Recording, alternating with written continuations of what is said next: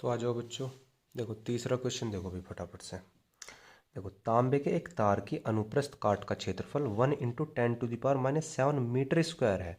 अब देखो अनुप्रस्थ काट का क्षेत्रफल दिया हुआ है, मतलब कि किसकी वैल्यू दी गई है, ये दी गई भैया ए की वैल्यू। किसकी वैल्यू दी गई है, ए की। ए इक्वल टू कितना दिया हुआ है, 1 × 10⁻⁷ मीटर स्क्वायर। ठीक है, आगे पढ़ते हैं। देखो इसमें 3.6 एम्पियर की धारा, अब आई का मान दे दिया, तो आई इक्वल टू 3.6 एम्पियर। ठीक है भाई, चलो धारा वो तार में धारा घनत्व ज्ञात करना है। अब धारा घनत्व किससे नोट करते हैं, जे से भाई, थ्योरी में पढ़ रखा है। ठीक है, तो बताओ क्या फॉर्मूला होता है, J equal to I upon में ए हमारा फॉर्मूला होता है। बस वैल्यू हमारी दे रखी है, आई का मान 3.6, ए का मान कितना है 1 × 10⁻⁷ कितना है भाई, -7। ठीक है, और जे की वैल्यू यहाँ से तुम्हारी निकल जाएगी। ठीक है, निकली पड़ी है, देखो यहाँ से 3.6 इंटू योग पर ले जाओ तो प्लस की हो जाएगी। देख लो एक बार, आंसर यही होगा तुम्हारा। ठीक है भाई, चलो अब क्वेश्चन नंबर 4 पाओ फटाफट, बहुत जल्दी कर दो। चलो भाई देखो क्वेश्चन नंबर 4 देखो, एक तार में मुक्त इलेक्ट्रॉनों की संख्या। अब मुक्त इलेक्ट्रॉनों की संख्या का मान है, मतलब कि किसका मान दे रखा है, ये एन का मान दिया हुआ है। संख्या को एन ही तो बोलते हैं भाई।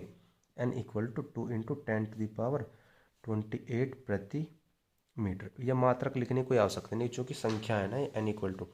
तो तार में इलेक्ट्रॉनों का अनुगमन वेग 1 सेंटीमीटर पर सेकंड है। अब देखो अनुगमन वेग को हम किससे नोट करते हैं, याद करो जब हमने डेरिवेशन भी किया होगा तो वी डी से करते हैं, वी और पैरों में डी लिखते हैं। कितना है, 1 सेंटीमीटर पर सेकंड दिया हुआ है, लेकिन इसको हम मीटर में बनाना पड़ेगा। मीटर में बनाने के लिए क्या करेंगे भाई, 100 से भाग करते हैं। ठीक है, क्योंकि 1 मीटर में 100 सेंटीमीटर होते हैं ना, तो 100 से भाग करेंगे भाई।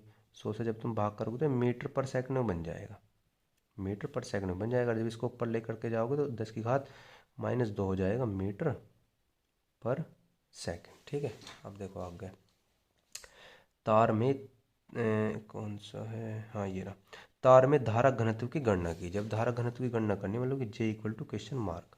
चलो जी फॉर्मूला बताओ क्या होता है।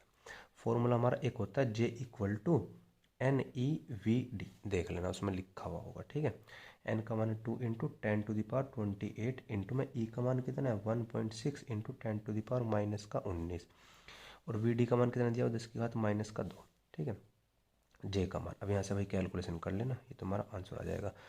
ठीक है, देखो तुम्हारे डाटा से पता लगता है कि हमें फॉर्मूला लगाना कौन सा है। पिछले क्वेश्चन के अंदर देखो आई का मान दिया हुआ था और ए का मान दिया हुआ था, तो जे बराबर हमने क्या लगाया था, आई ए लगाया था। लेकिन इसमें एन का मान दिया हुआ है और वी डी का मान दिया हुआ है। धारा घनत्व का मान ये भी होता है जे इक्वल टू NeVd, तो अब हमने यहाँ पे ये लगा दिया। तो डिपेंड करेगा कि वैल्यू किस किस की दे रखी है। ठीक है, ठीक है भाई, चलो अगले क्लिप पर आ जाओ।